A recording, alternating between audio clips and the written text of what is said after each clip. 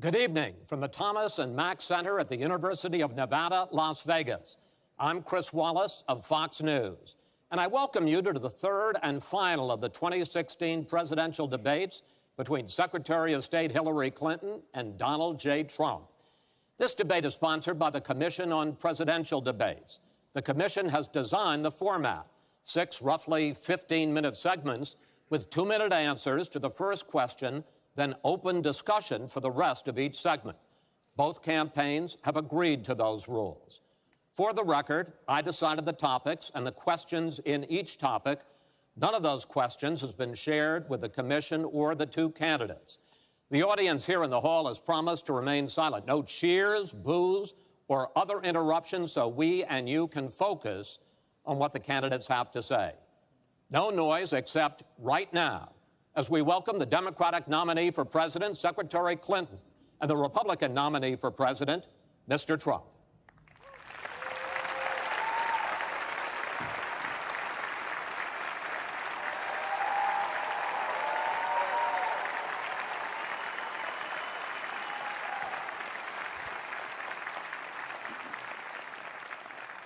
Secretary Clinton, Mr. Trump, welcome. Let's get right to it. The first topic is the Supreme Court.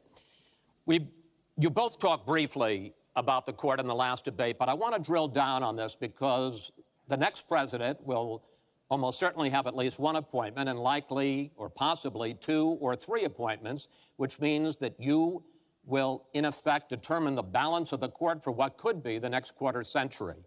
First of all, where do you want to see the court take the country? And secondly, what's your view on how the Constitution should be interpreted? Do the founders' words mean what they say, or is it a living document to be applied flexibly according to changing circumstances? In this segment, Secretary Clinton, you go first. You have 2 minutes. Thank you very much, Chris, and thanks to UNLV for hosting us. You know, I think when we talk about the Supreme Court, it really raises the central issue in this election. Namely, what kind of country are we going to be? What kind of opportunities will we provide for our citizens? What kind of rights will Americans have? And I feel strongly that the Supreme Court needs to stand on the side of the American people, not on the side of the powerful, corporations, and the wealthy. For me, that means that we need a Supreme Court that will stand up on behalf of women's rights, on behalf of the rights of the LGBT community, that will stand up and say no to Citizens United, a decision that has undermined the election system in our country because of the way it permits dark, unaccountable money to come into our electoral system. I have major disagreements with my opponent about these issues and others that will be before the Supreme Court. But I feel that at this point in our country's history, it is important that we not reverse marriage equality, that we not reverse Roe v. Wade, that we stand up, Citizens United, we stand up for the rights of people in the workplace, that we stand up and basically say the Supreme Court should represent all of us.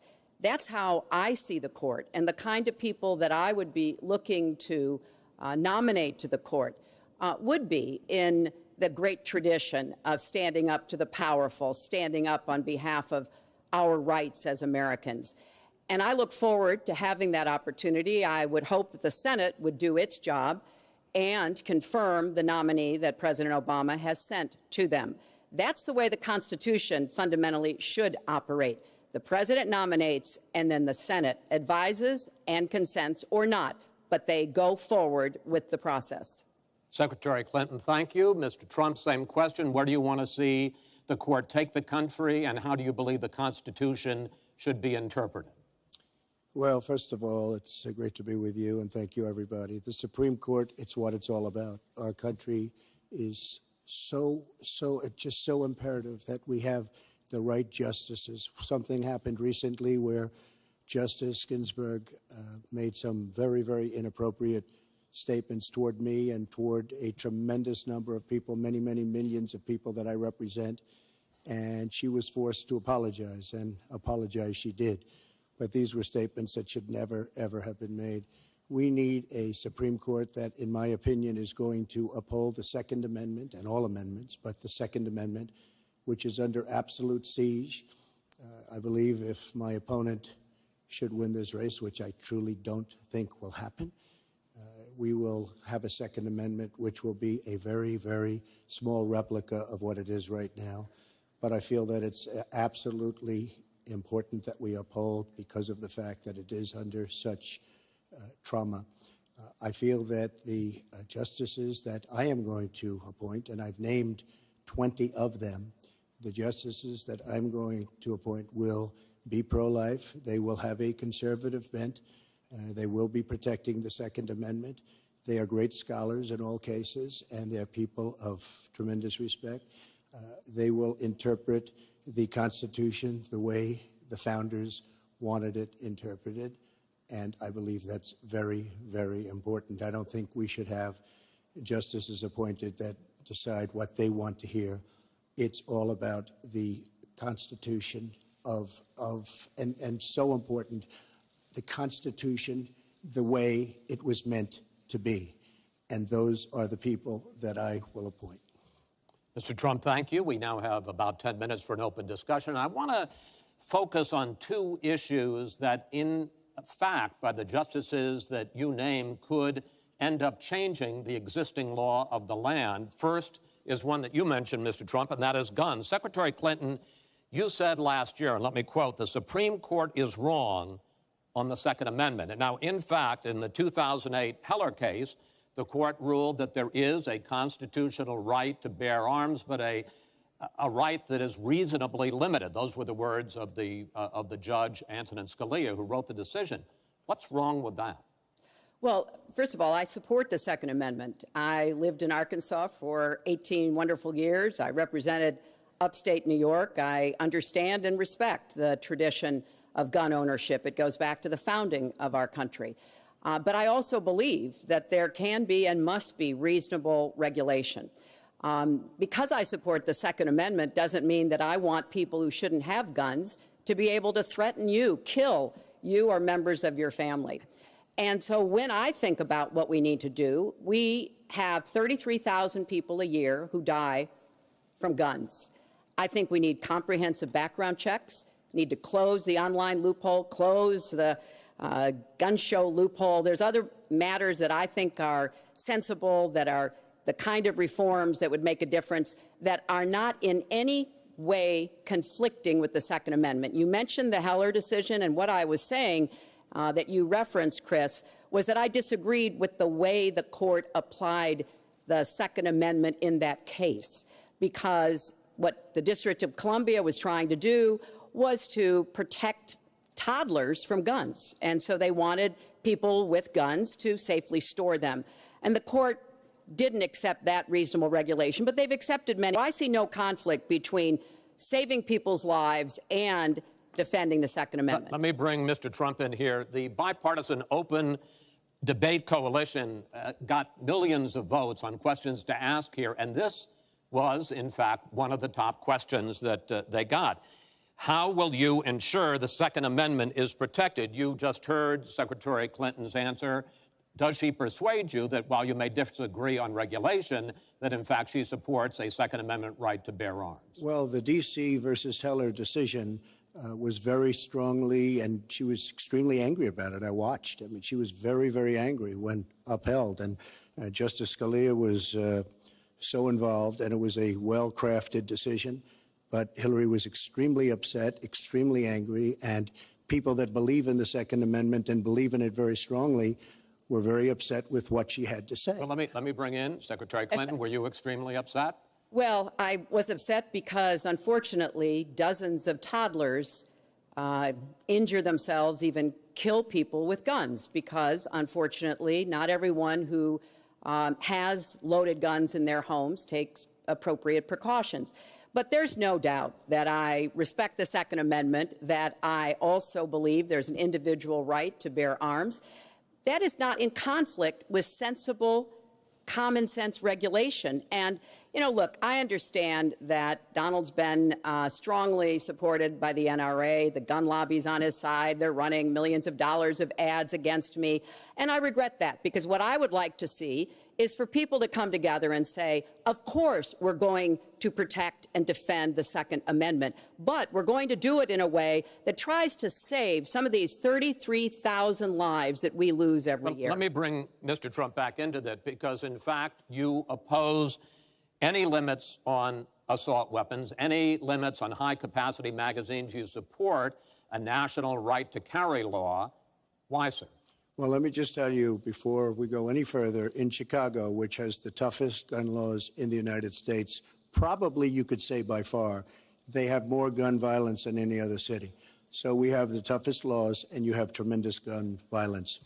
I am a very strong supporter of the Second Amendment, and I don't know if Hillary was saying it in a sarcastic manner, but I'm very proud to have the endorsement of the NRA, and it's the earliest endorsement they've ever given to anybody who ran for president. So I'm very honored by all of that. We are going to appoint justices. This is the best way to help the Second Amendment. We are going to appoint justices that will feel very strongly about the Second Amendment, that will not do damage to the Second Amendment. Well, let's pick up on another issue which divides you and the justices that whoever ends up winning this election appoints could have a dramatic effect there, and that's the issue of abortion.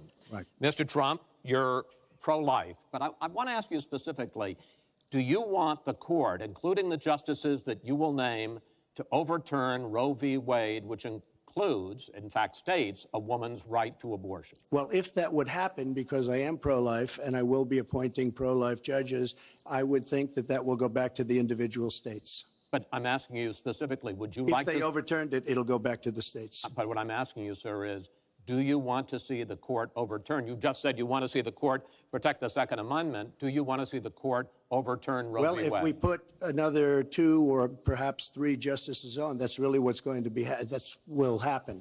And that'll happen automatically, in my opinion, because I am putting pro-life justices on the court. I will say this, it will go back to the states, and the states will then make a determination. Secretary Clinton. Well, I strongly support Roe v. Wade, which guarantees a constitutional right to a woman to make the most intimate, most difficult, in many cases, decisions about her health care that one can imagine. And in this case, it's not only about Roe v. Wade. It is about what's happening right now in America.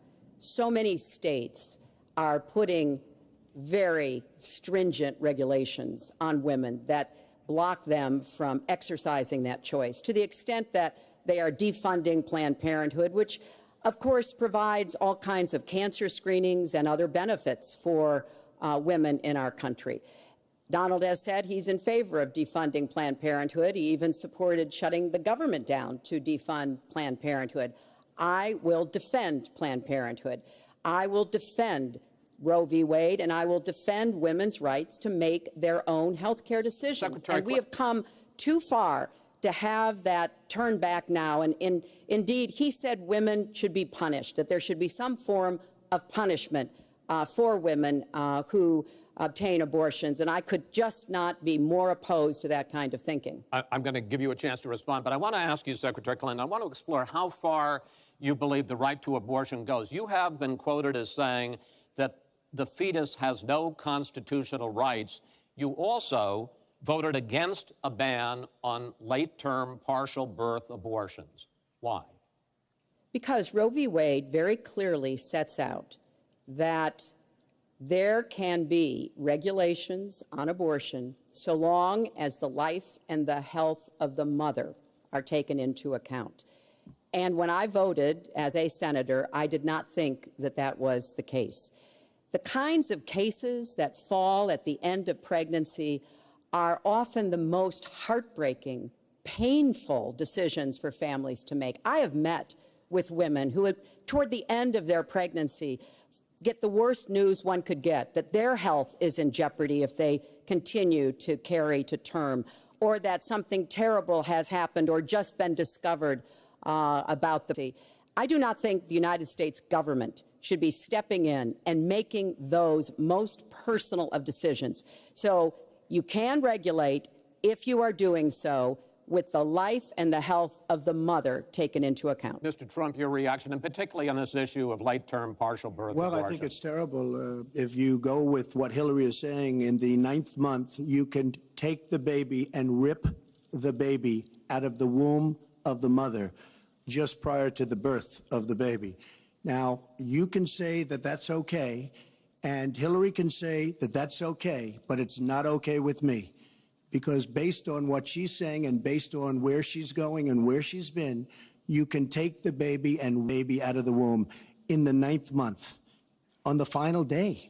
And that's not acceptable. Well, that is not what happens in these cases. And using that kind of scare rhetoric is just terribly unfortunate.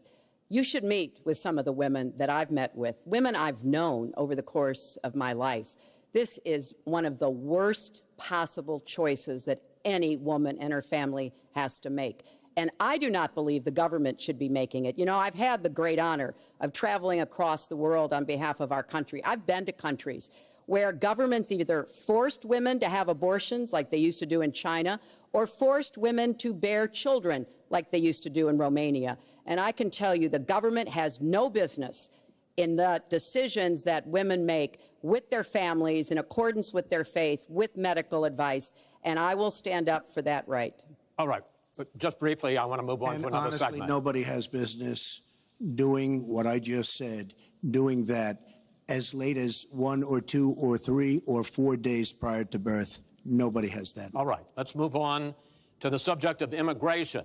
And there is almost no issue that separates the two of you more than the issue of immigration. Actually, there are a lot of issues that separate the two of you. Mr. Trump, you want to build a wall. Secretary Clinton, you have offered no specific plan for how you want to secure our southern border. Mr. Trump, you are calling for major deportations. Secretary Clinton, you say that within your first 100 days as president, you're going to offer a package that includes a pathway to citizenship. The question really is, why are you right and your opponent wrong? Mr. Trump, you go first in this segment. You have 2 minutes. Well, first of all, she wants to give amnesty, which is a disaster and very unfair to all of the people that are waiting in line for many, many years. We need strong borders. In the audience tonight, we have 4 mothers of, I mean, these are unbelievable people that I've gotten to know over a period of years whose children have been killed, brutally killed by people that came into the country illegally. You have thousands of mothers and fathers and relatives all over the country. They're coming in illegally. Drugs are pouring in through the border. We have no country if we have no border. Hillary wants to give amnesty. She wants to have open borders. The border secure, as you know, the Border Patrol agents, 16,500 plus ICE last week endorsed me. First time they've ever endorsed a candidate.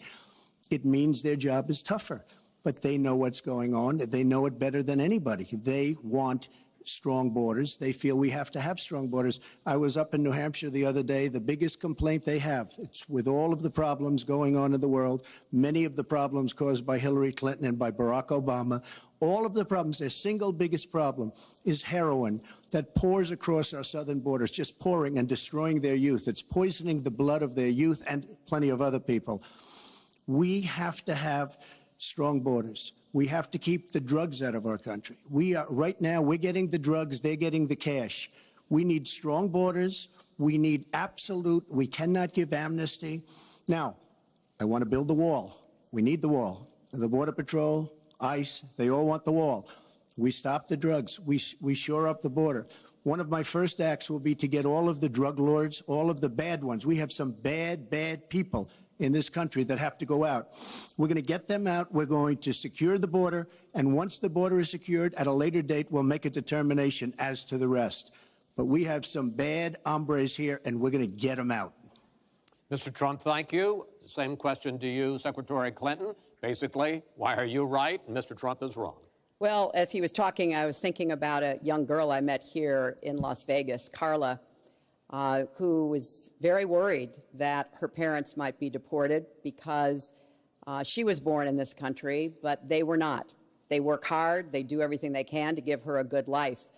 And you're right. I don't want to rip families apart. I don't want to be sending parents away from children. I don't want to see the deportation force that Donald has talked about in action in our country. We have 11 million undocumented people. They have 4 million American citizen children, 15 million people. He said as recently as a few weeks ago in Phoenix that every undocumented person would be subject to deportation. Now, here's what that means. It means you would have to have a massive law enforcement presence, where law enforcement officers would be going school to school, home to home, business to business, rounding up people who are undocumented. And we would then have to put them on trains, on buses to get them out of our country. I think that is an idea that is not in keeping with who we are as a nation. I think it's an idea that would rip our country apart. I have been for border security for years. I voted for border security in the United States Senate. And my comprehensive immigration reform plan, of course, includes border security. But I want to put our resources where I think they're most needed, getting rid of any violent person, anybody who should be deported. We should deport them. When it comes to the wall that Donald talks about building, he went to Mexico. He had a meeting with the Mexican president, didn't even raise it. He choked, and then got into a Twitter war because the Mexican president said, we're not paying for that wall. So I think we are both a nation of immigrants and we are a nation of laws, and that we can act accordingly. And that's why I'm introducing comprehensive immigration reform within the first 100 days with a path to citizenship. Thank you, Secretary Clinton. I want to follow up. I think I should respond to that. First of all, I had a very good meeting with the president of Mexico, very nice man. We will be doing very much better with Mexico on trade deals, believe me. The NAFTA deal signed by her husband is one of the worst deals ever made of any kind, signed by anybody. It's a disaster. Hillary Clinton wanted the wall. Hillary Clinton fought for the wall in 2006 or thereabouts. Now, she never gets anything done, so naturally the wall wasn't built. But Hillary Clinton wanted the wall. Well, we are a country of laws. And by the way, no, wait. I'd like to hear from. I'd like to hear from Secretary Clinton. I voted for border security, and there are some limited places where that was appropriate. There also is necessarily going to be new technology and how best to deploy that. But it is clear when you look at what Donald has been proposing. He started his campaign bashing immigrants, calling Mexican immigrants rapists and criminals and drug dealers, that he has a very different view about what we should do to deal with immigrants. Now, what I am also arguing is that bringing undocumented immigrants out from the shadows, putting them into the formal economy, will be good, because then employers can't exploit them, cut Americans' wages. And Donald knows a lot about this. He used undocumented labor to build the Trump Tower. He underpaid undocumented workers, and when they complained, he basically said what a lot of employers do. You complain, I'll get you deported. I want to get everybody out of the shadows, get the economy working, and not let employers like Donald exploit undocumented workers, which hurts them but also hurts American workers. Mr. Trump. President Obama has moved millions of people out. Nobody knows about it. Nobody talks about it. But under Obama, millions of people have been moved out of this country. They've been deported. She doesn't want to say that, but that's what's happened, and that's what's happened big league. As far as moving these people out and moving, we either have a country or we don't. We're a country of law, have a border or we don't. Now, you can come back in and you can become a citizen, but it's very unfair. We have millions of people that did it the right way. They're online, they're waiting. We're going to speed up the process, big league, because it's very inefficient.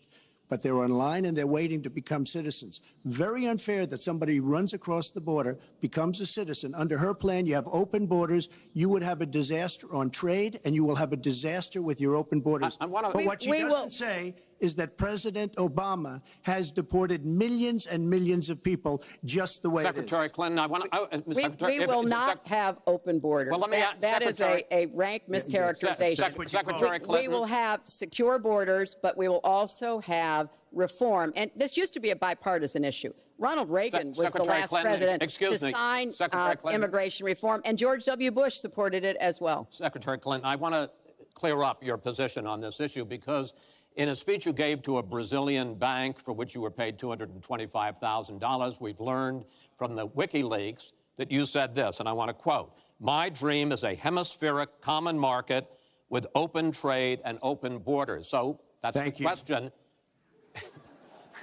That's the question. Please quiet, everybody.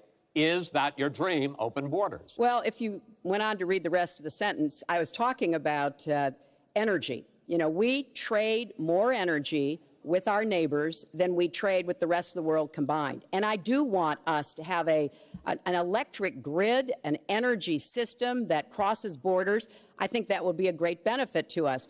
But you are very clearly quoting from WikiLeaks, and what's really important about WikiLeaks is that the Russian government has engaged in espionage against Americans.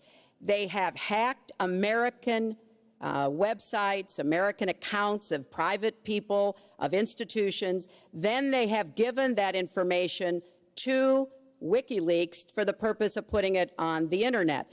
This has come from the highest levels of the Russian government, clearly from Putin himself, in an effort, as 17 of our intelligence agencies have confirmed, to influence our election. So I actually think the most important question of this evening, Chris, is finally, will Donald Trump admit and condemn that the Russians are doing this and make it clear that he will not have the help of Putin in this election, that he rejects Russian espionage against Americans, which he actually encouraged in the past?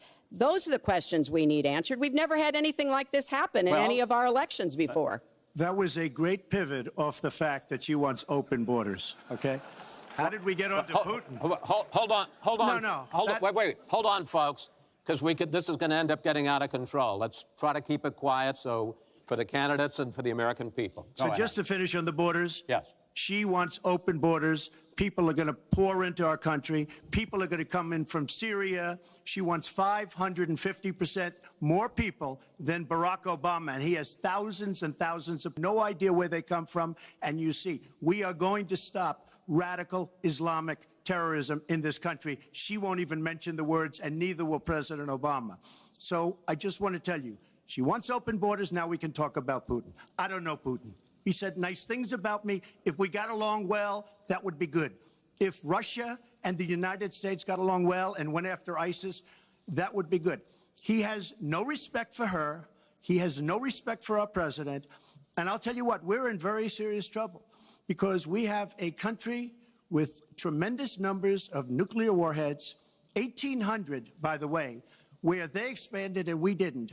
1,800 nuclear warheads. And she's playing chicken. Look, Putin, from everything I see, has no respect for this person. Well, that's because he'd rather have a puppet as president of the United States. No puppet. And it's pretty clear. You're the puppet. It's pretty clear you won't admit that the puppet. Russians have engaged in cyber attacks against the United States of America, that you encouraged espionage against our people, that you are willing to spout the Putin line, sign up for his wish list, break up NATO, do whatever he wants to do, and that you continue to get help from him because he has a very clear favorite in this race. So I think that this is such an unprecedented situation. We've never had a foreign government trying to interfere in our election. We have 17 intelligence agencies, civilian and military, who have all concluded that these espionage attacks, these cyber attacks, come from the highest levels of the Kremlin, and they are designed to influence our election. I find that deeply disturbing, and I think it's time. She has no idea whether it's Russia, China, or anybody else. I am not quoting myself. No idea. I am quoting Hillary, you 17. Have no idea. 17 intelligence. Do you doubt 17 our military has and no civilian idea. Agencies? Well, yeah, he'd rather believe it. Vladimir Putin than the military and civilian intelligence professionals who are sworn to protect us. I find that just absolutely. She doesn't like Putin because Putin has outsmarted her at every step of the way. Excuse me. Putin has outsmarted her in Syria. He's outsmarted her every step of the way. I do get to ask some questions. Yes, that's and I would fine. like to ask you this direct question.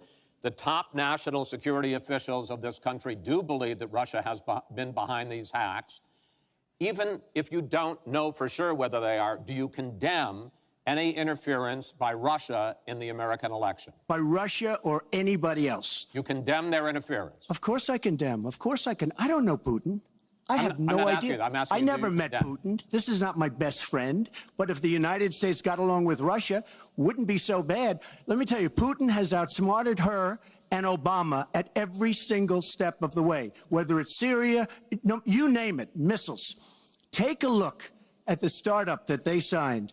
The Russians have said, according to many, many reports, I can't believe they allowed us to do this. They create warheads and we can't. The Russians can't believe it. She has been outsmarted by Putin, and all you have to do is look at the Middle East. They've taken over. We've spent $6 trillion. They've taken over the Middle East. She has been outsmarted and outplayed worse than anybody I've ever seen in any government whatsoever. We're a long way away from immigration, but I'm going to let you finish this topic. Well, you got about 45 seconds. Yeah, and she always will be. I find it ironic that he's raising nuclear weapons. This is a person who has been very cavalier, even casual, about the use of nuclear weapons. He's advocated more countries getting them, Japan, Korea, even Saudi Arabia. He's said, well, if we have them, why don't we use them, which I think is terrifying. But here's the deal. The bottom line on nuclear weapons is that when the president gives the order, it must be followed. There's about 4 minutes between the order being given and the people responsible for launching nuclear weapons to do so. And that's why 10 people who have had that awesome responsibility have come out and in an unprecedented way said they would not trust Donald Trump with the nuclear codes or to have his finger on the nuclear button. I have 200 generals and admirals, 21 endorsing me, 21 Congressional Medal of Honor recipients. As far as Japan and other countries, we are being ripped off by everybody in the world. We're defending other countries. We are spending a fortune doing it. They have the bargain of the century. All I said is we have to renegotiate these agreements because our country cannot afford to defend Saudi Arabia, Japan, Germany, South Korea, and many other places. We cannot continue to afford. She took that as saying nuclear weapons. Look. She's been proven to be a liar on so many different ways. This is just another lie. Well, I'm just quoting you when there's you were no asked quote. about You're not going to find a quote from me. Nuclear competition in Asia. You said, you know, go ahead, enjoy yourselves, folks. That kind and defend of language, yourselves. And defend yourselves. I didn't say nuclear. And defend yourself. The United States has kept the peace through our alliances. Donald wants to tear up our alliances. I think it makes the world safer, and frankly, it makes the United States safer. I would work with our allies in Asia, in Europe, in the Middle East, and elsewhere. That's the only way we're going to be able to keep the peace. We are going to move on to the next topic, which is the economy, and I hope we handle that as well as we did immigration. You also have very different ideas about how to get the economy growing faster. Secretary Clinton, in your plan, government plays a big role. You see more government spending, more entitlements, more tax credits, more tax penalties. Mr. Trump, you want to get government out with lower taxes and less regulation. Yes. We're going to drill down into this a little bit more, but in this overview, please explain to me why you believe that your plan will create more jobs and growth for this country and your opponent's plan will not. In this round, you go first, Secretary Clinton. Well, I think when the middle class thrives, America thrives. And so my plan is based on growing the economy, giving middle class families many more opportunities. I want us to have the biggest jobs program since World War II, jobs in infrastructure and advanced manufacturing. I think we can compete with high-wage countries, and I believe we should. New jobs in clean energy, not only to fight climate change, which is a serious problem, but to create new opportunities and new businesses. I want us to do more to help small business. That's where 2/3 of the new jobs are going to come from. I want us to raise the national minimum wage because people who live in poverty should not, who work full-time should not still be in poverty. And I sure do want to make sure women get equal pay for the work we do. I feel strongly that we have to have an education system that starts with preschool and goes through college. That's why I want more technical education in high schools and in community colleges, real apprenticeships to prepare young people for the jobs of the future. I want to make college debt-free, and for families making less than $125,000, you will not get a tuition bill from a public college or university if the plan that I worked on with Bernie Sanders is enacted. And we're going to work hard to make sure that it is, because we are going to go where the money is. Most of the gains in the last years since the Great Recession have gone to the very top. So we are going to have the wealthy pay their fair share. We're going to have corporations make a contribution greater than they are now to our country.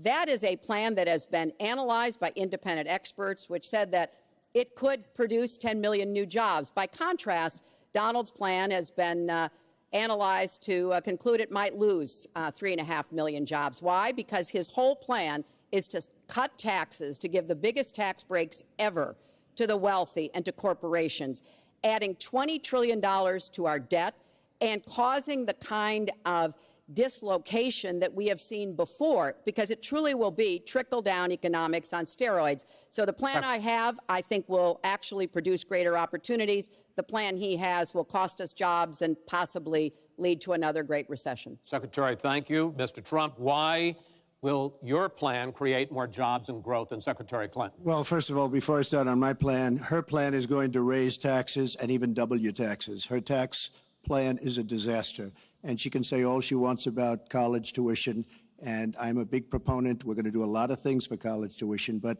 the rest of the public's going to be paying for it. We will have a massive, massive tax increase under Hillary Clinton's plan. But I'd like to start off where we left, because when I said Japan and Germany, and I'm not to single them out, but South Korea, these are very rich, powerful countries. Saudi Arabia, nothing but money. We protect Saudi Arabia.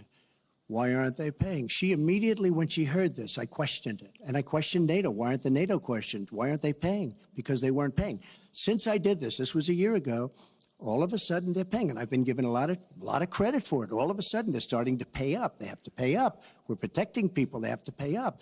And I'm a big fan of NATO, but they have to pay up. She comes out and said, we love our allies. We think our allies are great. Well, it's awfully hard to get them to pay up when you have somebody saying, we think how great they are. We have to tell Japan in a very nice way. We have to tell Germany, all of these countries, South Korea, we have to say, you have to help us out. We have, during his regime, during President Obama's regime, we've doubled our national debt. We're up to $20 trillion. So my plan, we're going to renegotiate trade deals. We're going to have a lot of free trade. We're going to have free trade, more free trade than we have right now. But we have horrible deals. Our jobs are being taken out by the deal that her husband signed, NAFTA, one of the worst deals ever. Our jobs are being sucked out of our economy.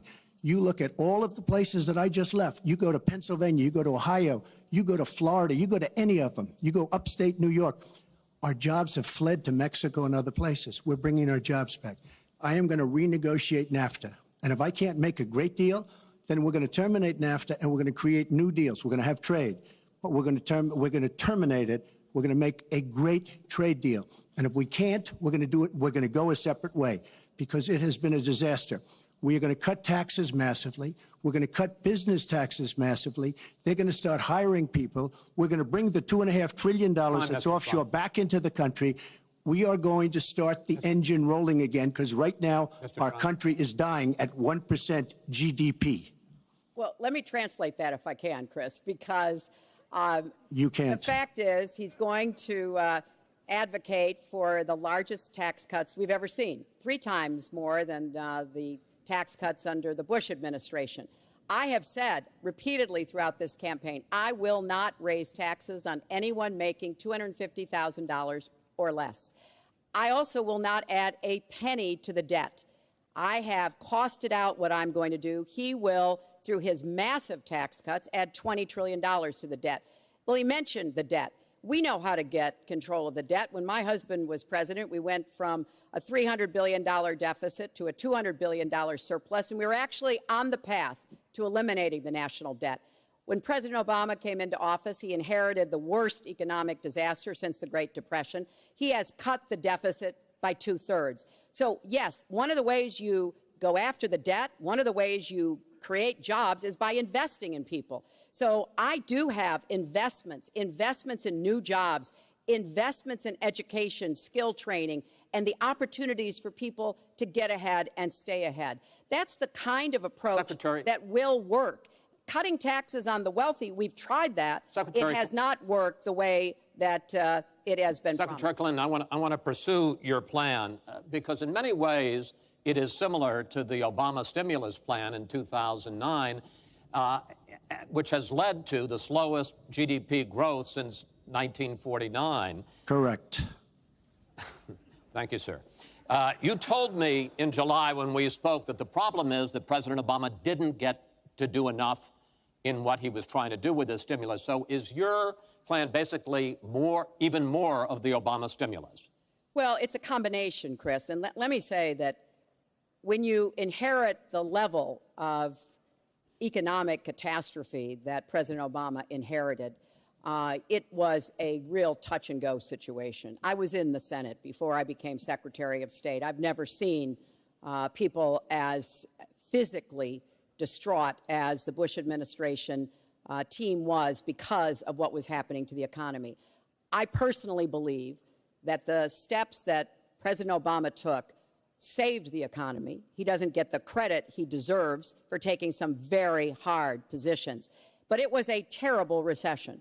So now we've dug ourselves out of it. We're standing, but we're not yet running. So what I am proposing is that we invest from the middle out and the ground up, not the top down. That is not going to work. That's why what I have put forward doesn't add a penny to the debt, but it is the kind of approach that will enable more people to take those new jobs, higher paying jobs. We're beginning to see some increased incomes, and we certainly have had a long string of increasing jobs. We've got to do more to get the whole economy moving, and that's what I believe I will be able to do. Mr. Trump, even conservative economists who have looked at your plan say that the numbers don't add up, that your idea, and you've talked about 25 million jobs created, 4% over a 10-year period growth, is unrealistic. And they say, you talk a lot about growing the energy industry, they say with oil prices as low as they are right now, that's unrealistic as well. Your response? So I just left some high representatives of India. They're growing at 8%. China is growing at 7%, and that for them is a catastrophically low number. We are growing. Our last report came out, and it's right around the 1% level, and I think it's going down. Last week, as you know, at the end of last week, they came out with an anemic jobs report, a terrible jobs report. In fact, I said, is that the last jobs report before the election? Because if it is, I should win easily. It was so bad. The report was so bad. Look, our country is stagnant. We've lost our jobs. We've lost our businesses. We're not making things anymore, relatively speaking. Our product is pouring in from China, pouring in from Vietnam, pouring in from all over the world. I've visited so many communities. This has been such an incredible education for me, Chris. I've gotten to know so many. I've developed so many friends over the last year, and they cry when they see what's happened. I passed factories that were thriving 20, 25 years ago, and because of the bill that her husband signed and she blessed 100%, it is just horrible what's happened to these people in these communities. Now, she can say that her husband did well, but boy, did they suffer as NAFTA kicked in, because it didn't really kick in very much, but it kicked in after they left. Boy, did they suffer. That was one of the worst things that's ever been signed by our country. Now she wants to sign Trans-Pacific Partnership, and she wants it.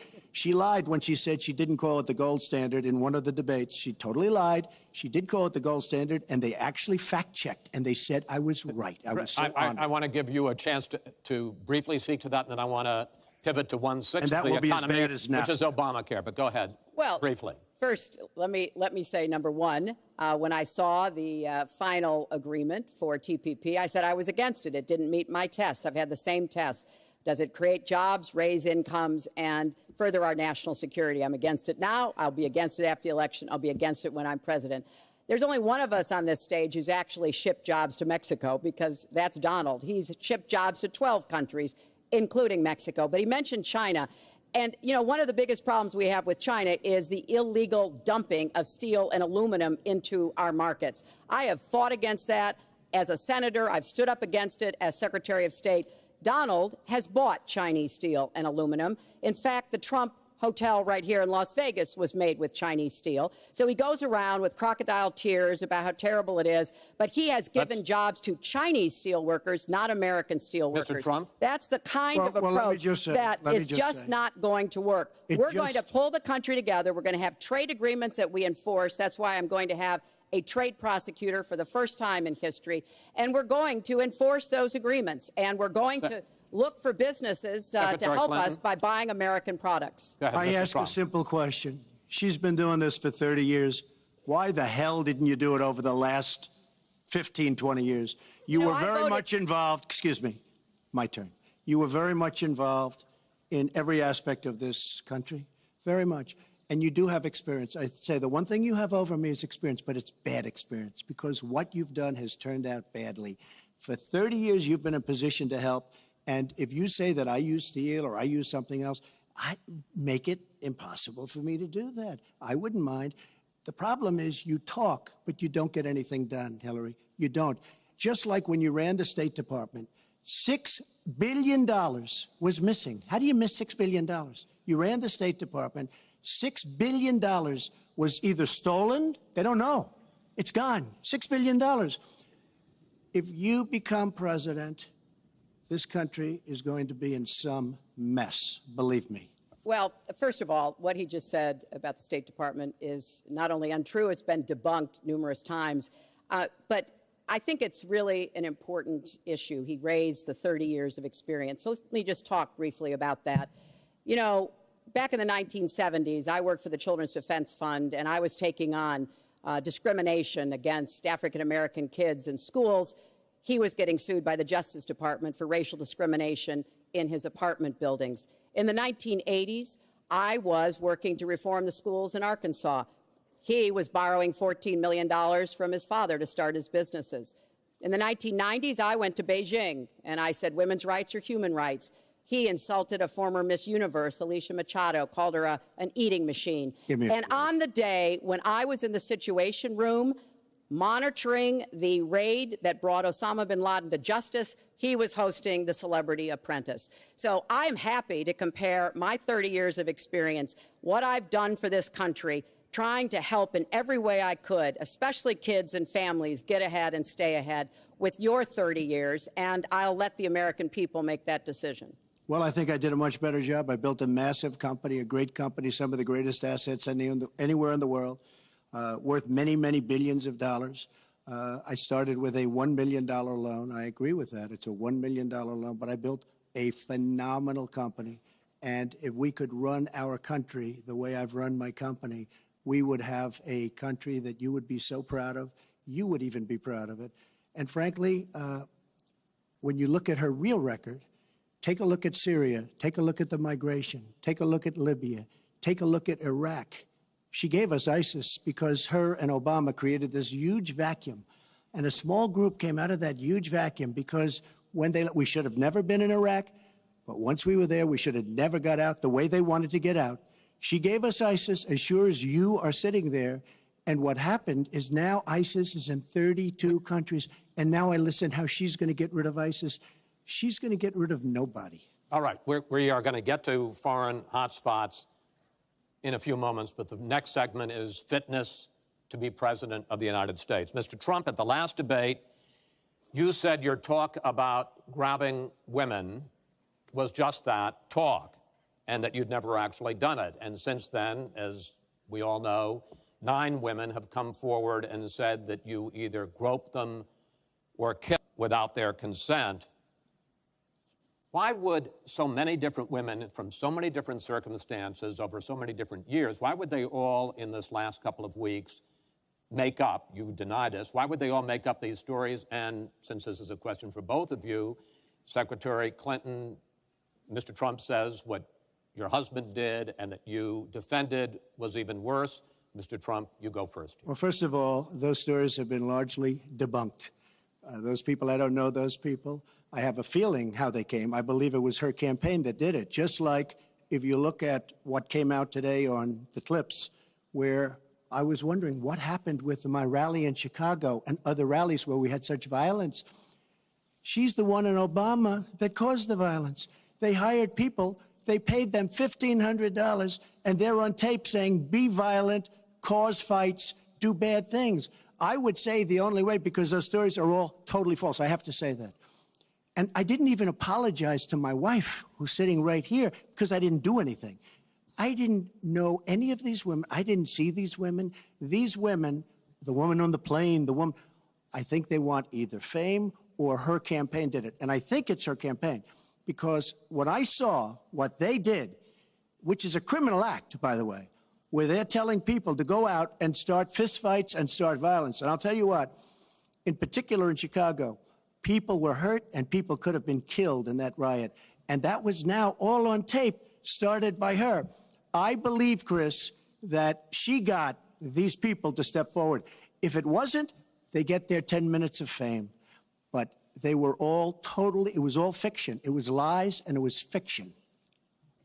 Well, Secretary Clinton. At the last debate, we heard Donald talking about what he did to women. And after that, a number of women have come forward saying that's exactly what he did to them. Now, what was his response? Well, he held a number of big rallies where he said that he could not possibly have done those things to those women because they were not attractive enough for I did not them say to be that. assaulted. I did not say that. In fact, he went on to say... Her 2 minutes, sir, her 2 minutes. But did not say that. It's her 2 minutes. He went on to say, look at her. I don't think so. About another woman, he said, that wouldn't be my first choice.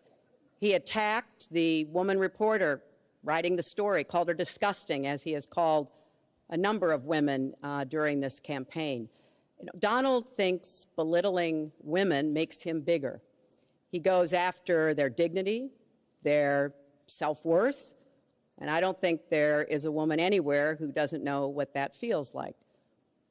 So we now know what Donald thinks and what he says and how he acts toward women. That's who Donald is. I think it's really up to all of us to demonstrate who we are and who our country is, and to stand up and be very clear about what we expect from our next president, how we want to bring our country together, where we don't want to have the kind of pitting of people one against the other, where instead we celebrate our diversity, we lift people up, and we make our country even greater. America is great because America is good. And it really is up to all of us to make that true now and in the future, and particularly for our children and our grandchildren. Mr. Trump. Nobody has more respect for women than I do. Nobody. Nobody has more respect. Please, everybody. And frankly, those stories have been largely debunked. And I really want to just talk about something slightly different. She mentions this, which is all fiction, all fictionalized, probably or possibly started by her and her very sleazy campaign. But I will tell you, what isn't fictionalized are her emails, where she destroyed 33,000 emails criminally, after getting a subpoena from the United States Congress. What happened to the FBI? I don't know. We have a great general, 4-star general, today, you read it in all the papers, going to potentially serve 5 years in jail for lying to the FBI. One lie. She's lied hundreds of times to the people, to Congress, and to the FBI. He's going to probably go to jail. This is a 4-star general, and she gets away with it, and she can run for the presidency of the United States. That's really what you should be talking about, not fiction, where somebody wants fame or where they come out of her crooked campaign. Secretary Clinton. Well, every time Donald is pushed on something which is obviously uncomfortable, like what these women are saying, he immediately goes to denying responsibility. And it's not just about women. He never apologizes or says he's sorry for anything. So we know what he has said and what he's done to women, but he also went after a disabled reporter, mocked and mimicked him on national television. He went after Mr. and Mrs. Khan, the parents of a young man who died serving our country, a Gold Star family because of their religion. He went after John McCain, a prisoner of war, said he prefers people who aren't captured. He went after a federal judge, born in Indiana, but who Donald said couldn't be trusted to try the fraud and racketeering case against Trump University because his parents were Mexican. So it's not one thing. This is a pattern of divisiveness, of a very dark and in many ways dangerous vision of our country, where he incites violence, where he applauds people who are pushing and pulling and punching at his rallies. That is not who America is. And I hope that as we move in the last weeks of this campaign, more and more people will understand what's at stake in this election. It really does come down to what kind of country we are going to have. So sad when she talks about violence at my rallies, and she caused the violence. It's on tape. The other things are false, but honestly, I'd love to talk about getting rid of ISIS, and I'd love to talk about other things. Okay. But those other charges, as she knows, are false. In this bucket about fitness to be president, there's been a lot of developments over the last 10 days since the last debate. I'd like to ask you about them. These are questions that the American people have. Secretary Clinton, during your 2009 Senate confirmation hearing, you promised to avoid even the appearance of a conflict of interest with your dealing with the Clinton Foundation while you were Secretary of State. But emails show that donors got special access to you.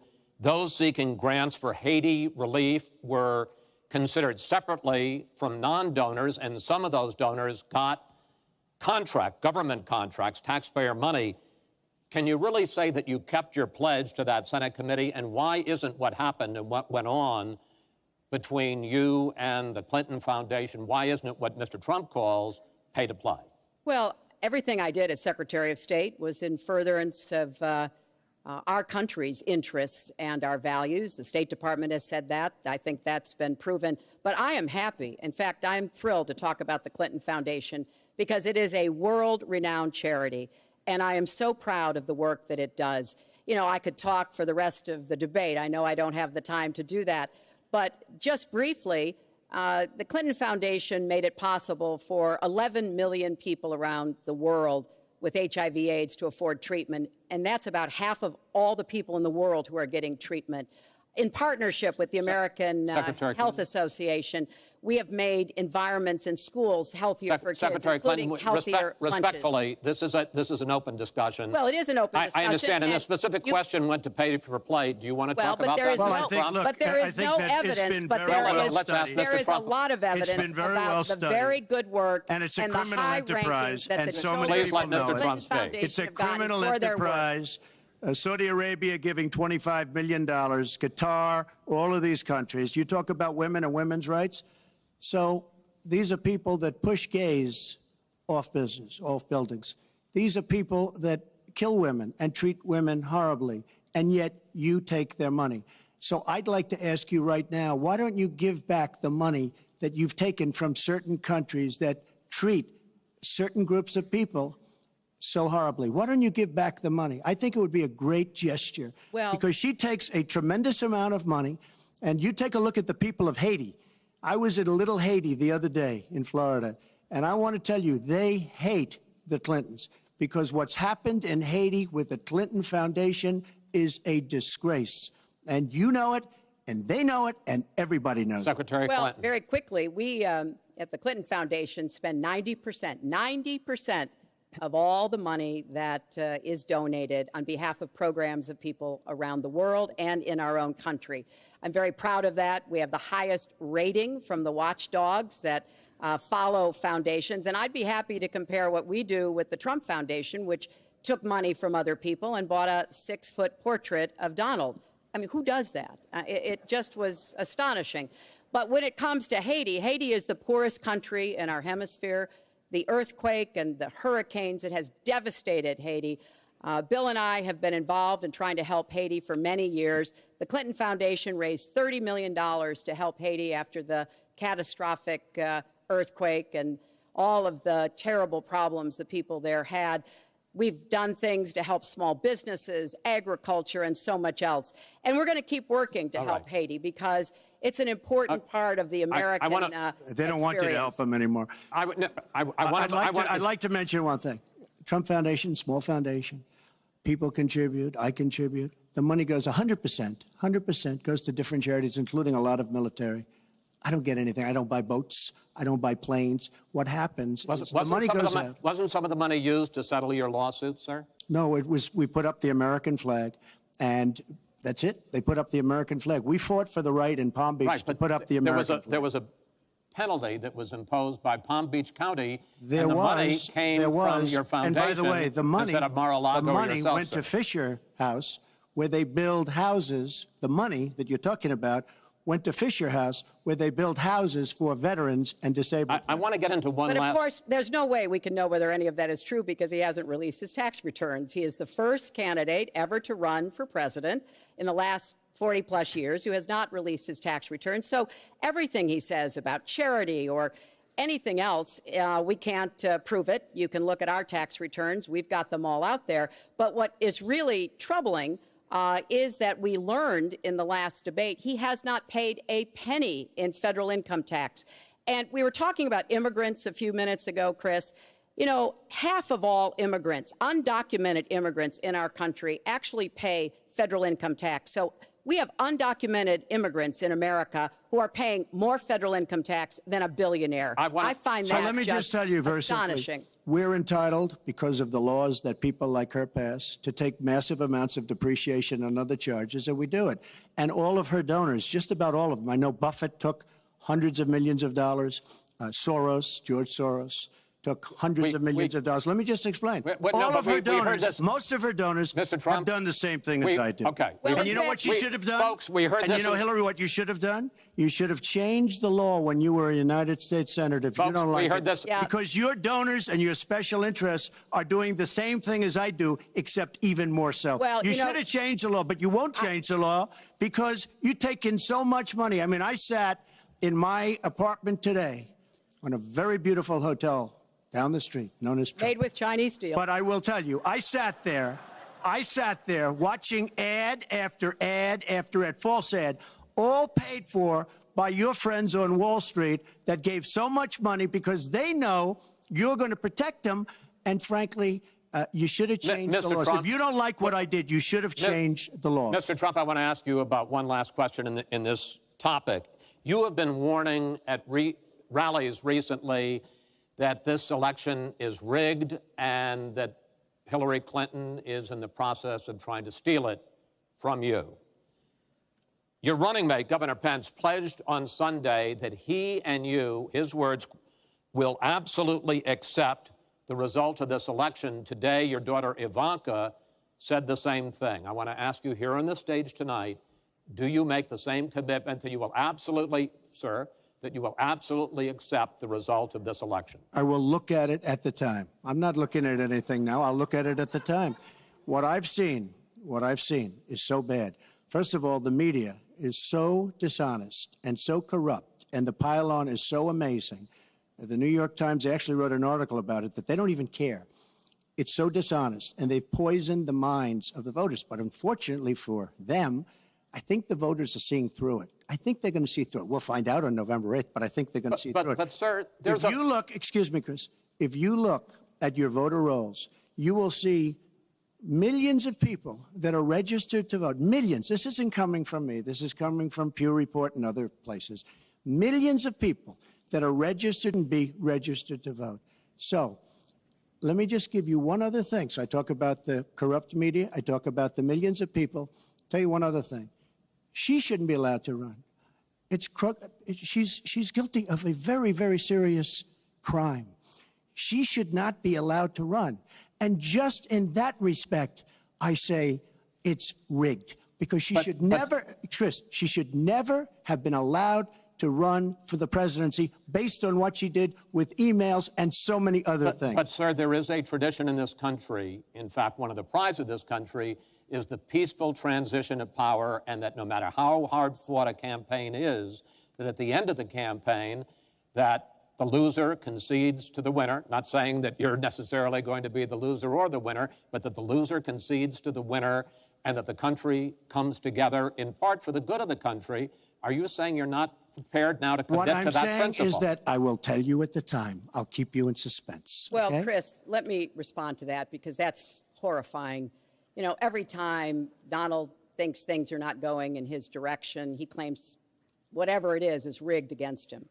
The FBI conducted a year-long investigation into my emails. They concluded there was no case. He said the FBI was rigged. He lost the Iowa caucus. He lost the Wisconsin primary.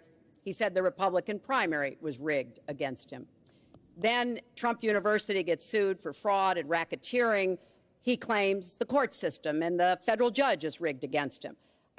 There was even a time when he didn't get an Emmy for his TV program 3 years in a row, and he started tweeting that the Emmys were rigged against him. Should have gotten it. This is a mindset. This is how Donald thinks. And it's funny, but it's also really troubling. Okay. No, that is not the way our democracy works. We've been around for 240 years. We've had free and fair elections. We've accepted the outcomes when we may not have liked them. And that is what must be expected of anyone standing on a debate stage during a general election. You know, President Obama said the other day, when you're whining before the game is even finished, it just shows you're not up to doing the job. And let's be clear about what he is saying and what that means. He is denigrating, he's talking down our democracy. And I, for one, am appalled that somebody who is the nominee of one of our two major parties would take that kind of position. I think what the FBI did and what the Department of Justice did, including meeting with her husband, the Attorney General, on the back of an airplane on the tarmac in Arizona, I think it's disgraceful. I think it's a disgrace. All right. I think we've never had a situation so bad. Hold on, in this folks. country. This doesn't do any good for anyone. Let's please continue the debate, and let's move on to the subject of foreign hotspots. The Iraqi offensive to take back Mosul has begun. If they are successful in pushing ISIS out of that city and out of all of Iraq, the question then becomes, what happens the day after? And that's something that whoever of you ends up as president is going to have to confront. Will you put U.S. troops into that vacuum to make sure that ISIS doesn't come back or isn't replaced by something even worse? Secretary Clinton, you go first in this segment. You have 2 minutes.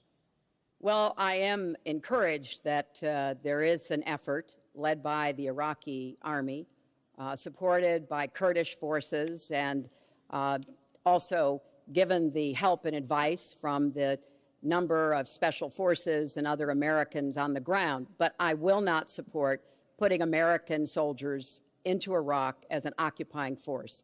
I don't think that is in our interests, and I don't think that would be smart to do. In fact, Chris, I think that would be a big red flag waving for ISIS to reconstitute itself.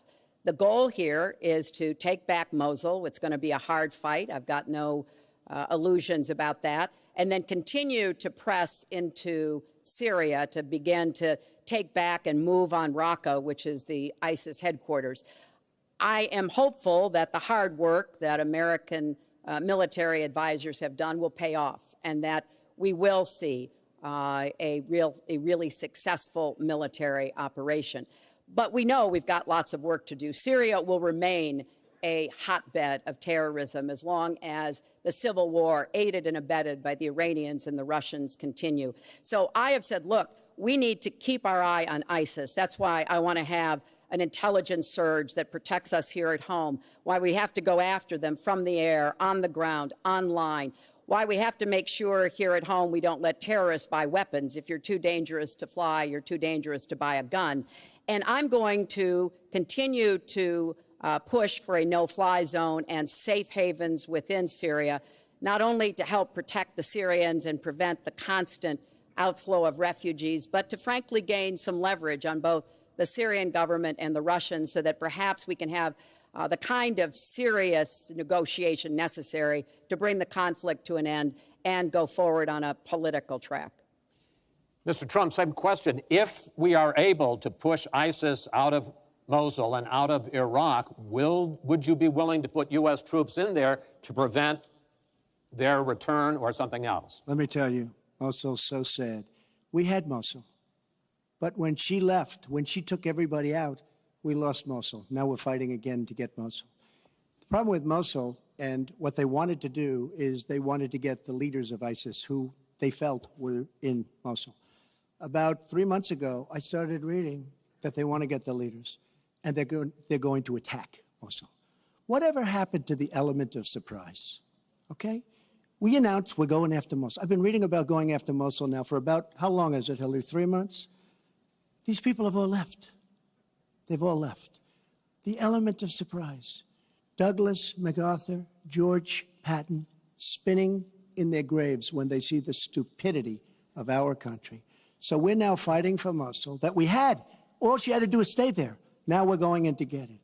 But you know who the big winner in Mosul is going to be after we eventually get it? And the only reason they did it is because she's running for the office of president. And they want to look tough. They want to look good. He violated the red line in the sand. And he made so many mistakes, made all mistakes. That's why we have the Great Migration.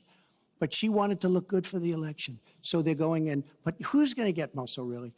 We'll take Mosul eventually. By the way, if you look at what's happening, much tougher than they thought. Much, much tougher, much more dangerous, going to be more deaths than they thought.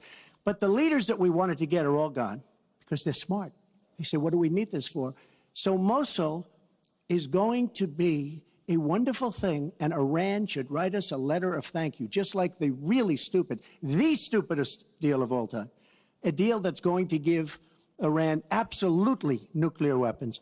Iran should write us yet another letter saying thank you very much, because Iran, as I said many years ago, Iran is taking over Iraq, something they've wanted to do forever, but we've made it so easy for them. So we're now going to take Mosul, and you know who's going to be the beneficiary? Iran. Boy, are they making, I mean, they are outsmarting. Look, you're not there, you might decision, but you were there when you took everybody out of Mosul and out of Iraq. You shouldn't have been in Iraq, but you did vote for it. You shouldn't have been in Iraq, but once you were in Iraq, you should have never left the way. The point is, the big winner is going to be Iran. Well, you know, once again, Donald is implying that he didn't support the invasion of Iraq. I said it was a mistake. I've said that years ago. He has consistently denied what is a very clear fact, that before the invasion, he supported it.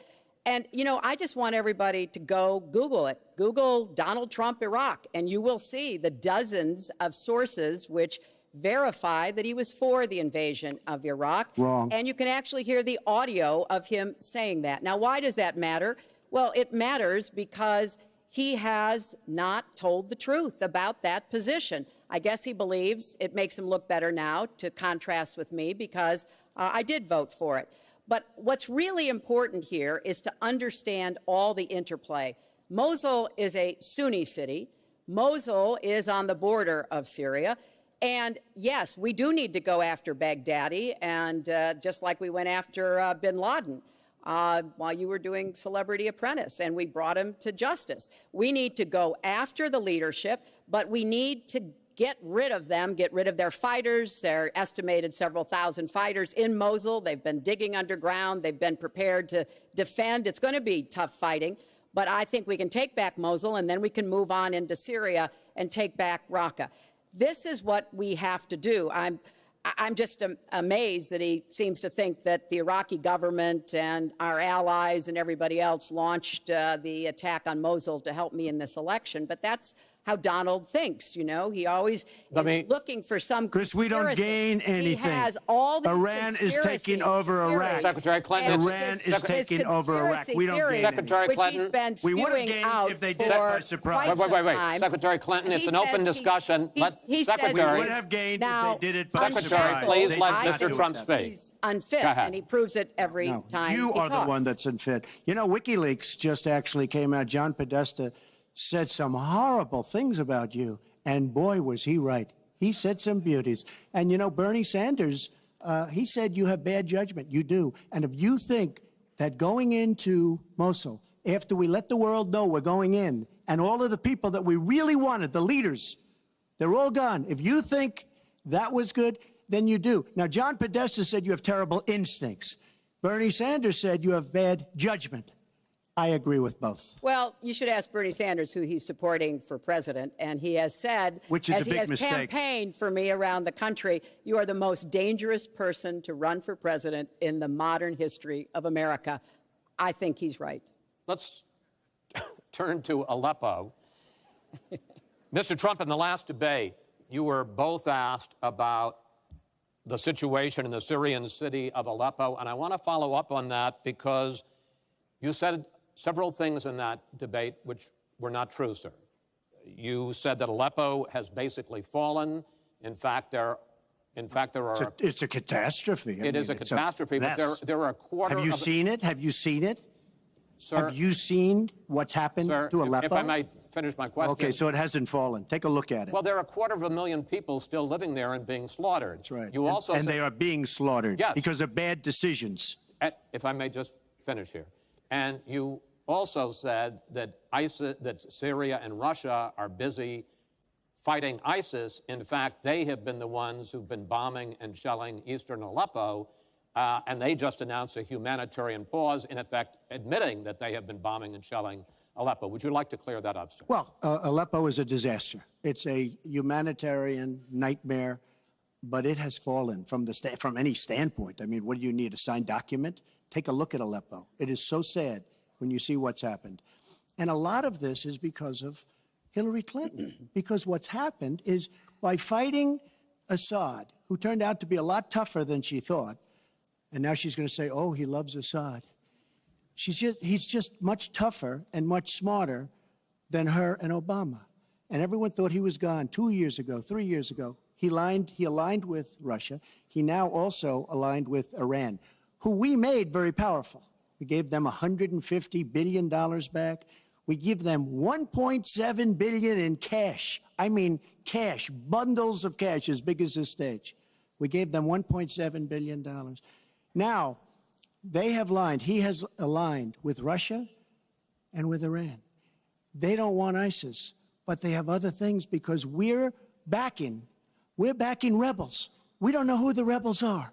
We're giving them lots of money, lots of everything. We don't know who the rebels are. And when and if, and it's not going to happen because you have Russia and you have Iran now, but if they ever did overthrow Assad, you might end up with as bad as Assad is, and he's a bad guy. But you may very well end up with worse than Assad. If she did nothing, we'd be in much better shape. And this is what's caused the Great Migration, where she's taken in tens of thousands of Syrian refugees who probably, who are definitely, in many cases, ISIS-aligned. And we now have them in our country. And wait till you see, this is going to be the great Trojan horse. And wait till you see what happens in the coming years. Lots of luck, Hillary. Thanks a lot for doing a great job. Secretary Clinton, you have talked about, and in the last debate and again today, that you would impose a no-fly zone to try to protect the people of Aleppo and to stop the killing there. President Obama has refused to do that because he fears it's going to draw us closer or deeper into the conflict. And General Joseph Dunford, the chairman of the Joint Chiefs of Staff, says, you impose a no-fly zone, chances are you're going to get into a war, his words, with Syria and Russia. So the question I have is, if you impose a no-fly zone, first of all, how do you respond to their concerns? Secondly, if you impose a no-fly zone and a Russian plane violates that, does President Clinton shoot that plane down? Well, Chris, first of all, I think a no-fly zone could save lives and could hasten the end of the conflict. I am well aware of the really legitimate concerns that you have expressed from both the president and the general. This would not be done just on the first day. This would take a lot of negotiation. It would also take making it clear to the Russians and the Syrians that our purpose here was to provide safe zones on the ground. We've had millions of people leave Syria, and those millions of people inside Syria who've been dislocated. So I think we could strike a deal and make it very clear to the Russians and the Syrians that this was something that we believe was in the best interests of the people on the ground in Syria. It would help us with our fight against ISIS. But I want to respond to what Donald said about refugees. He's made these claims repeatedly, I am not going to let anyone into this country who is not vetted, who we do not have confidence in, but I am not going to slam the door on women and children. That picture of that little 4-year-old boy in Aleppo with the blood coming down his face while he sat in an ambulance is haunting. And so we are going to do very careful, thorough vetting. That does not solve our internal challenges with ISIS and our need to stop radicalization, to work with American Muslim communities who are on the front lines to identify and prevent attacks. In fact, the killer of the dozens of people at the nightclub in Orlando, the Pulse nightclub, was born in Queens, the same place Donald was born. So let's be clear about what the threat is and how we are best going to be able to meet it. And yes, some of that threat emanates from over in Syria and Iraq, and we've got to keep fighting, and I will defeat ISIS. And some of it is we have to up our game and be much smarter here Folks, at home. I want to get into our final segment. But I just have to, it's Real so quick. ridiculous she will defeat ISIS. We should have never let ISIS happen in the first place. And right now they're in 32 countries. Okay. You should have never. Wait 1 second. They had a ceasefire 3 weeks ago. A ceasefire, United States, Russia, Syria. And during the ceasefire, Russia took over vast swatches of land. And then they said, we don't want the ceasefire anymore. We are so outplayed on missiles, on ceasefires. They are outplayed. Now, she wasn't there. I assume she had nothing to do with it. But our country is so outplayed by Putin and Assad and, by the way, and by Iran. Nobody can believe how stupid our leadership is. Mr. Trump, Secretary Clinton, no, we need to move on to our final segment, and that is the national debt, which has not been discussed until tonight. Our national debt as a share of the economy, our GDP, is now 77%. That's the highest since just after World War II. But the nonpartisan Committee for a Responsible Federal Budget says, Secretary Clinton, under your plan, debt would rise to 86% of GDP over the next 10 years. Mr. Trump, under your plan, they say it would rise to 105% of GDP over the next 10 years. Question is, why are both of you ignoring this problem? Mr. Trump, you go first. Well, I say they're wrong because I'm going to create tremendous jobs. And we're bringing GDP from really 1%, which is what it is now. And if she got in, it'll be less than zero. But we're bringing it from 1% up to 4%. And I actually think we can go higher than 4%. I think you can go to 5 or 6%. And if we do, you don't have to bother asking your question because we have a tremendous machine. We will have created a tremendous economic machine once again. To do that, we're taking back jobs. We're not going to let our companies be raided by other countries where we lose all our jobs. We don't make our product anymore. It's very sad. But I'm going to create the kind of a country that we were from the standpoint of industry. We used to be there. We've given it up. We've become very, very sloppy. We've had people that are political hacks making the biggest deals in the world, bigger than companies. You take these big companies, these trade deals are far bigger than these companies. And yet we don't use our great leaders, many of whom back me and many of whom back Hillary, I must say. But we don't use those people. Those are the people, these are the greatest negotiators in the world. We have the greatest business people in the world. We have to use them to negotiate our trade deals. We use political hacks. We use people that get the position because they made a campaign contribution. And they're dealing with China and people that are very much smarter than they are. So we have to use our great people. But with that being said, we will create an economic machine, the likes of which we haven't seen in many decades. And people, Chris, will again go back to work, and they'll make a lot of money, and we'll have companies that will grow and expand and start from new. Secretary Clinton. Well, first, when I hear Donald talk like that and know that his slogan is "Make America Great Again," I wonder when he thought America was great. And before he rushes and says, you know, before you and President Obama were there, I think it's important to recognize that he has been criticizing our government for decades. You know, back in 1987, he took out a $100,000 ad in the New York Times during the time when President Reagan was president and basically said exactly what he just said now, that we were the laughing stock of the world. He was criticizing President Reagan. This is the way Donald thinks about himself, puts himself into, the middle and says, I alone can fix it, as he said on the convention stage. But if you look at the debt, which is the issue you asked about, Chris, I pay for everything I'm proposing. I do not add a penny to the national debt.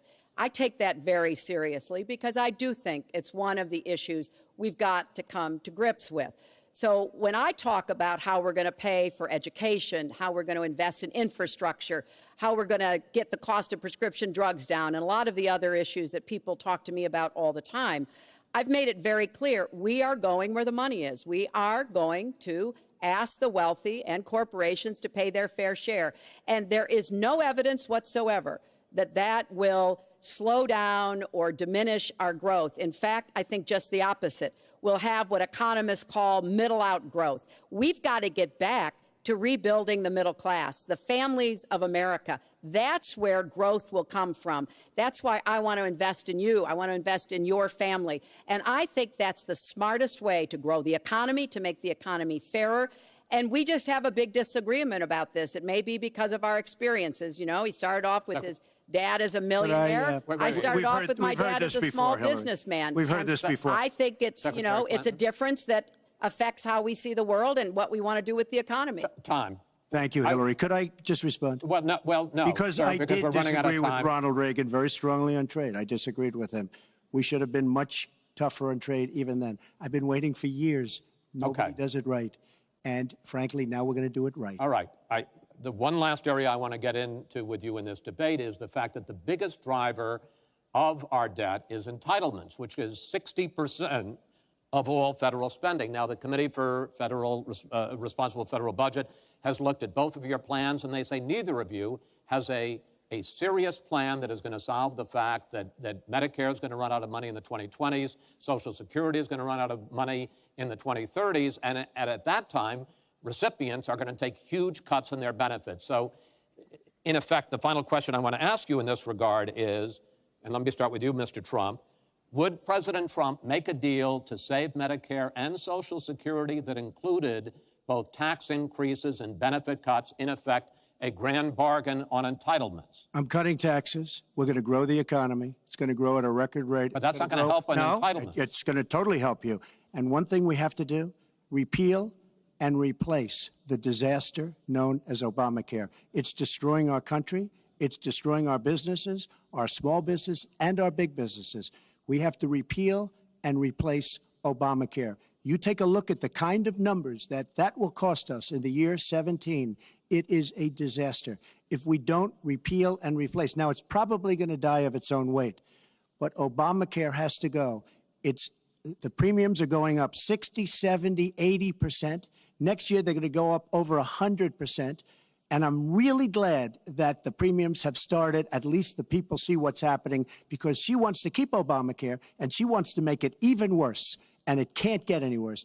Bad health care at the most expensive price. We have to repeal and replace Obamacare. And Secretary Clinton, same question, because at this point, Social Security and Medicare are going to run out. The trust funds are going to run out of money.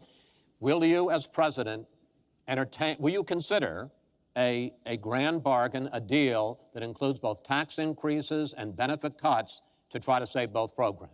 Well, Chris, I am on record as saying that we need to put more money into the Social Security Trust Fund. That's part of my commitment to raise taxes on the wealthy. My Social Security payroll contribution will go up, as will Donald's, assuming he can't figure out how to get out of it. But what we want to do is to replenish the Social Security Trust Fund by making sure that we have sufficient resources. And that will come from either raising the cap and or finding other ways to get more money into it. I will not cut benefits. I want to enhance benefits for low-income workers and for women who have been disadvantaged by the current Social Security system. But what Donald is proposing with these massive tax cuts will result in a $20 trillion additional national debt. That will have dire consequences for Social Security and Medicare. And I'll say something about the Affordable Care Act, which he wants to repeal. The Affordable Care Act extended the solvency of the Medicare Trust Fund. So if he repeals it, our Medicare problem gets worse. What we need to do is go Your after husband disagrees the with you. long-term health care drivers. We've got to get costs down, increase value, emphasize wellness. I have a plan for doing that, and I think that we will be able to get entitlement spending under control with more resources and smarter decisions. This is the final time, probably to both of your delight, that you're going to be on the stage together in this campaign.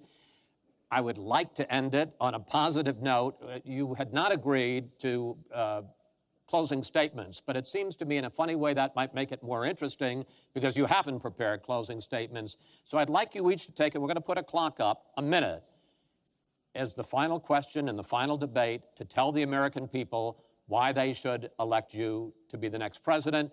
This is another new mini segment. Secretary Clinton, it's your turn to go first. Well, I would like to say to everyone watching tonight that I'm reaching out to all Americans, Democrats, Republicans, and independents, because we need everybody to help make our country what it should be, to grow the economy, to make it fairer, to make it work for everyone.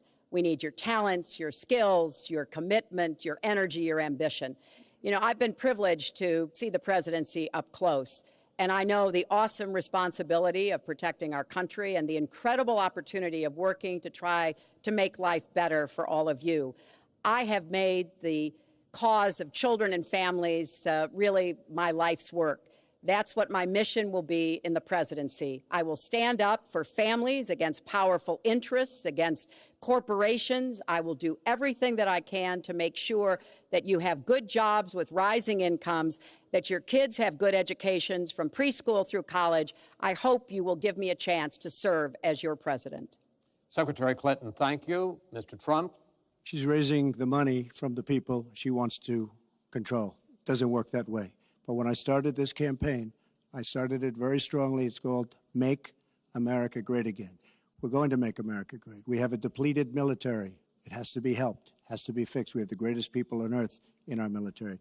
We don't take care of our veterans. We take care of illegal immigrants, people that come into the country illegally, better than we take care of our vets.